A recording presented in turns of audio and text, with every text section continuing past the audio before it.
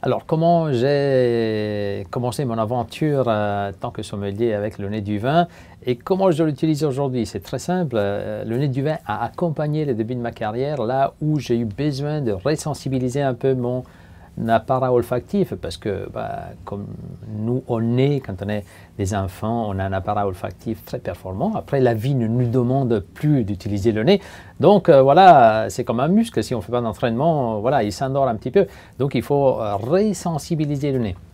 Et donc, j'ai utilisé le nez du vin avec une grande fréquence tout au début de ma carrière. Et aujourd'hui, je l'utilise également pour enseigner. Donc, j'essaie avec mes élèves de les sensibiliser à percevoir et comprendre surtout les arômes. Et le nez du vin est très important pour comprendre parce que une chose, c'est de savoir identifier un parfum, mais autre chose, c'est de savoir à quoi correspond.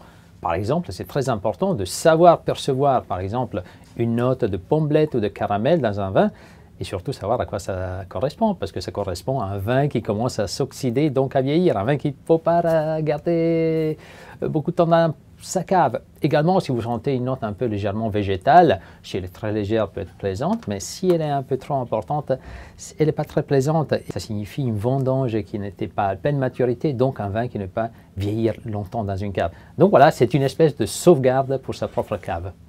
Il y a également les arômes positifs qui sont très bons dans le vin.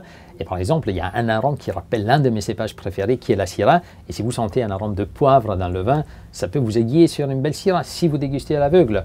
Ou autrement, comme je suis suisse, j'aime l'un de nos cépages autochtones suisses, la petite Arvine. Et là, on sent une belle note de pamplemousse. Ou autrement, j'aime également les grands blancs de Bourgogne, par exemple le chardonnay. Là, si vous sentez dans un vin une note un peu légèrement beurrée, ou également une petite touche citrique de citron ou de pomme golden, alors là, vous êtes sur un très grand chardonnay. Donc, vous voyez que la sensibilisation au nez va vous faire apprécier au mieux vos belles bouteilles.